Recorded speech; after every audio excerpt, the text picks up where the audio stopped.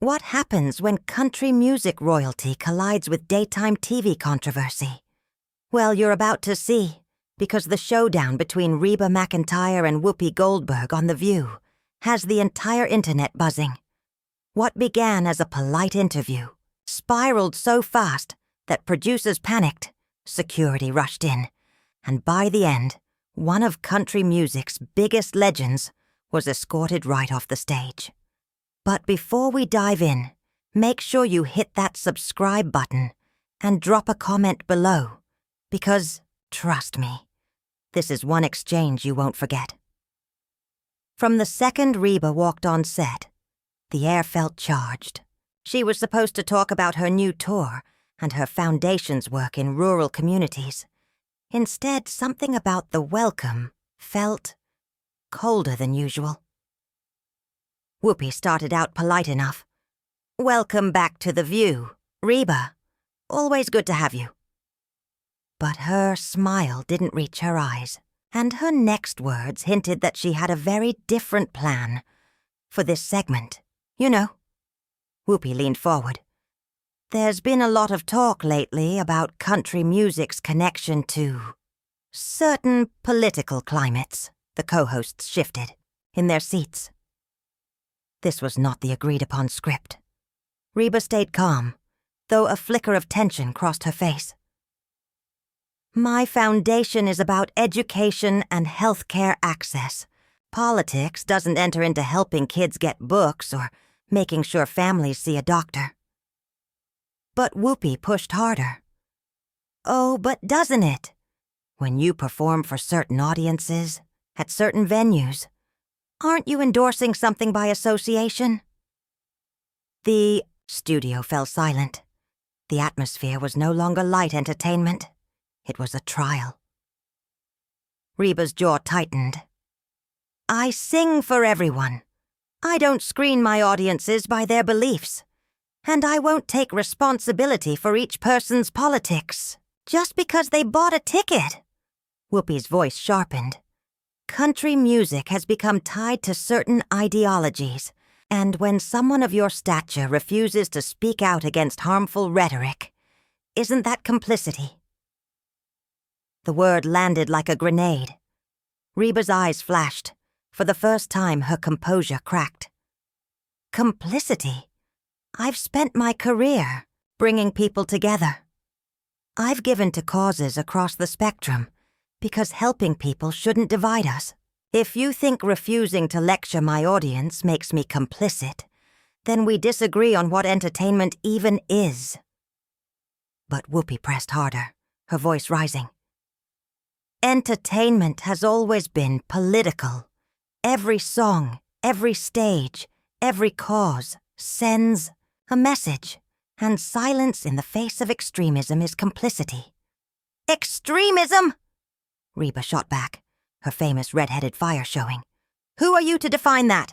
Believing in family, hard work, and community isn't extremism.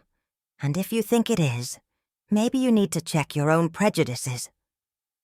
That was the breaking point. Whoopi's laugh was harsh. "I'm not the one ignoring Confederate flags in my crowds. I'm not the one silent while communities are under attack. That did it." Reba shot to her feet, her voice ringing out with the power that had filled arenas for decades. "Now hold on just a minute. You don't get to stand there and accuse me of supporting hate. You don't know the work I've done, or the people I've helped. I've fought for equality and opportunity my whole life, long before it was trendy, and I didn't need to make a public spectacle of it." The studio was electric. Whoopi stood too. The two women squared off across the table like heavyweights. And in that moment, the interview was no longer about music, or even politics. It was about power, pride, and the lines drawn in the sand. "Where was all this fire?" Whoopi demanded, her voice cutting through the silence. "When voting rights were under attack, when women's reproductive rights were stripped away, when LGBTQ youth were being targeted, your silence, Reba, spoke louder than any words." "My silence?" Reba's eyes widened, her voice incredulous. Who said I was silent? Just because I don't tweet every thought or turn award, shows into a soapbox doesn't mean I wasn't working behind the scenes. But in your world, if it isn't loud, public, and performative, then it doesn't count. When you have a platform like yours, Whoopi shot back, stepping closer. Privacy is a luxury you can't afford. People listen to you. They follow your example.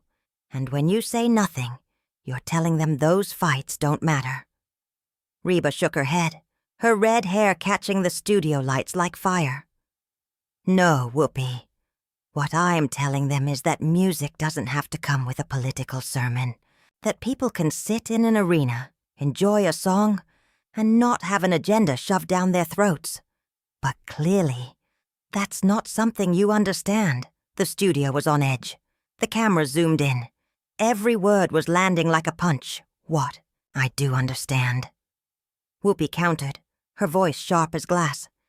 Is that when good people stay quiet, bad things happen. And right now, your fan base includes some very vocal supporters of policies that hurt real people. Reba's hands curled into fists at her sides. So now I'm responsible for every person who's ever bought a ticket to my show? That's rich coming from you, Whoopi. Someone who's made a career out of stirring division. At least my fans don't spend their time tearing down anyone who dares to think differently. Tearing down?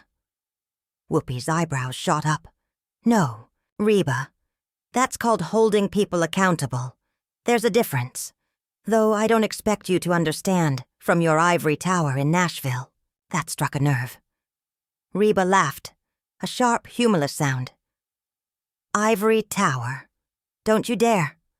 I grew up on a cattle ranch in Oklahoma. I know what it means to scrape, to struggle, to wonder if the lights will stay on. Don't sit there, at this table worth millions, and lecture me about privilege. One co-host tried to step in. Ladies, maybe let's take a breath. But neither of them heard. At least I use my platform, Whoopi pressed on, to speak truth to power instead of hiding behind neutrality. Neutrality in the face of oppression is taking the side of the oppressor. There you go again, Reba fired back, her voice rising. Slapping labels on people. Deciding anyone who doesn't walk in lockstep with you is the enemy. That's the poison tearing this country apart. You don't want unity, Whoopi. You want compliance. When people's basic rights are on the line, Whoopi snapped, there is no middle ground. You can't be a little supportive of equality. It's all or nothing. Reba shook her head furiously. That's where you're wrong. Real change comes from common ground, working with people, not against them. But you'd rather divide, declare war, and call it progress. Common ground? Whoopi's voice dripped with disdain. What common ground exists with people who want to roll back civil rights? What compromise is there with those who believe some Americans deserve fewer freedoms than others? See? There it is. Reba jabbed a finger across the table. You put words in people's mouths. You assume the worst of them. Most of the folks you demonize just want to live their lives, raise their families, and be left alone. But in your worldview, that makes them villains. Living safely isn't a privilege everyone gets. Whoopi shot back, her voice trembling with anger. Some people fight just to exist without fear. And your refusal to confront the system's hurting them makes you part of the problem. And your way. What? Reba's tone was incredulous now. Calling half the country names? Writing them off? You think that builds a coalition to actually help the vulnerable? No. All it does is harden walls and deepen divides. Whoopi slammed her palm on the table. The water glasses jumped. The audience gasped.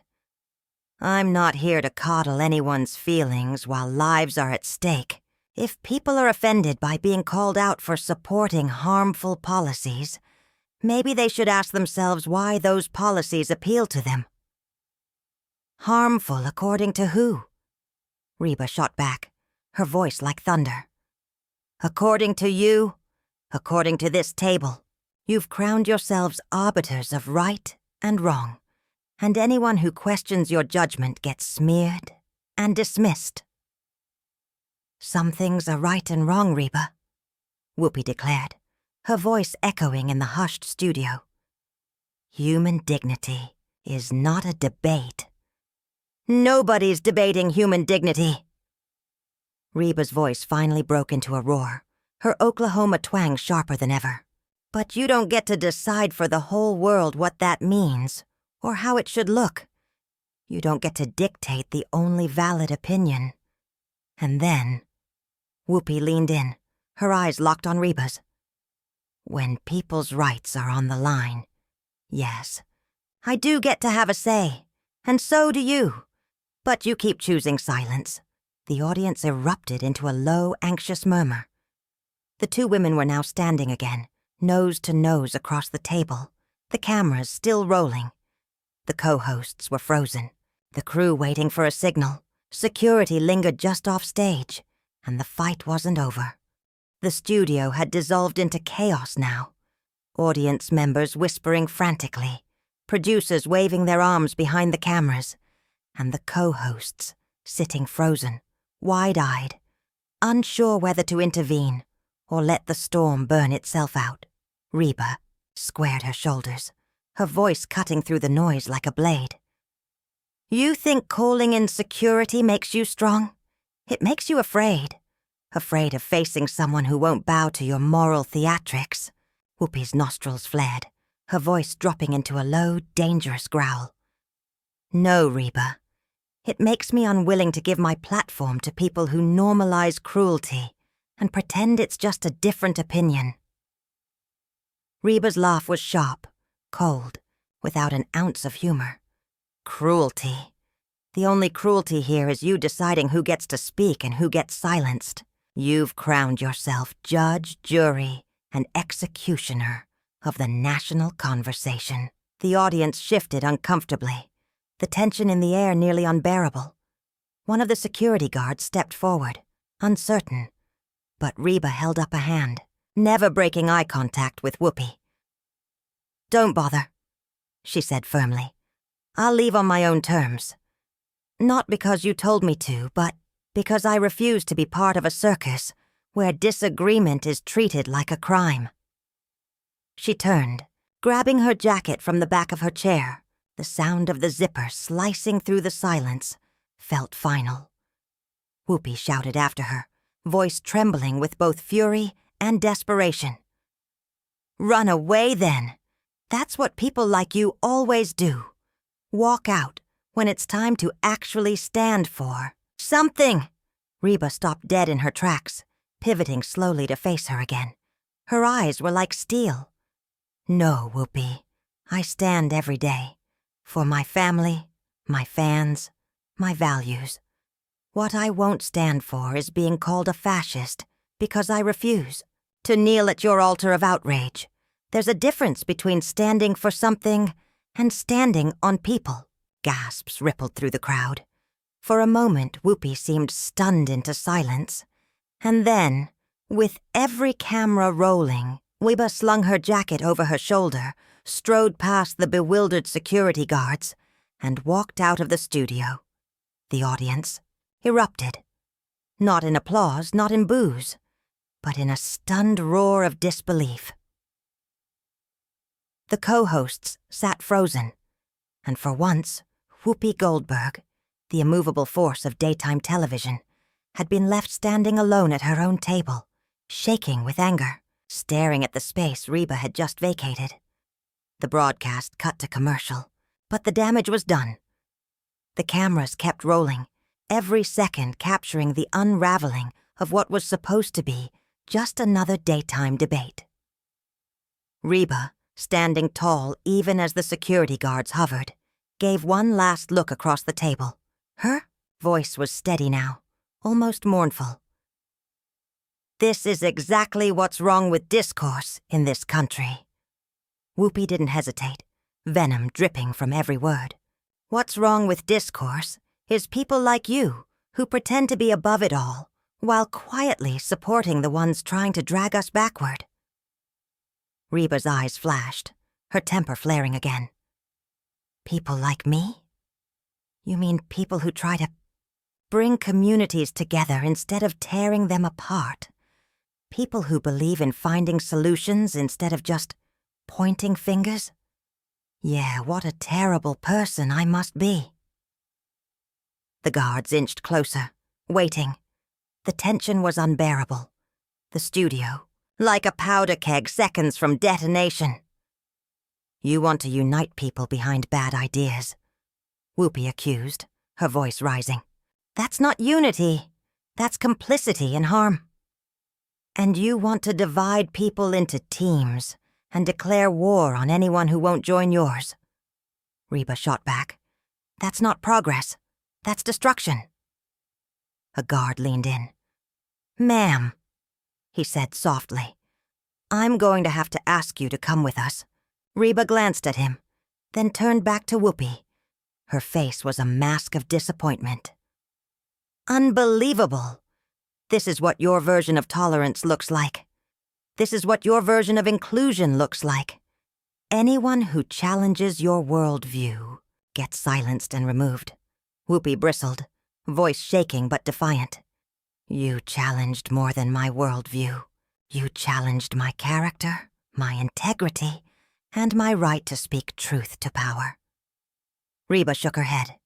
No, I challenged your methods and your assumptions, but apparently, in your world, that's the same thing as a personal attack. The crowd was silent, hanging on every word. Even the crew seemed frozen in disbelief. Reba picked up her purse, pausing at the edge of the table. You know what the saddest part of all this is? We probably agree on more than we disagree on. We both care about people. We both want to make the world better. We both believe in justice and fairness. But you're so committed to your way being the only way that you can't see past your own anger to find common ground. Whoopi leaned forward, her voice bitter. Common ground with someone who just called me a fascist? I don't think so. Reba's reply was almost a whisper. Then you've proven my point perfectly. You'd rather hold on to your anger than actually solve problems. You'd rather be right than be effective. The guard stepped in, gently but firmly guiding her toward the exit. She turned one final time, her words echoing through the stunned silence. Good luck building the world you want with tactics like these, Whoopi. I hope it works out better than you think it will.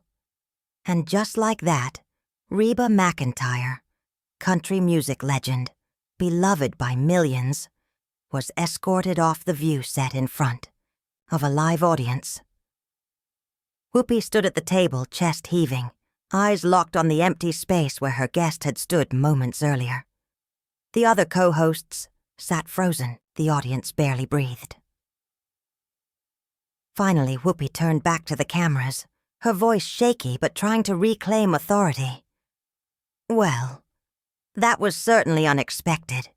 Sometimes these conversations get heated when important issues are at stake. But everyone watching, inside that studio and across America, knew they had just witnessed something historic. A line had been crossed, a bridge burned, and the scars would linger long after the cameras cut to commercial. So, there you have it, folks. One of the most explosive confrontations in daytime television history, ending with a country music legend being escorted off the set after a heated battle over politics, principles, and the very nature of discourse in America. What did you think about this incredible showdown? Do you think Whoopi was right to have Reba removed? Or did she go too far? Drop your thoughts in the comments below and don't forget to subscribe for more incredible stories like this.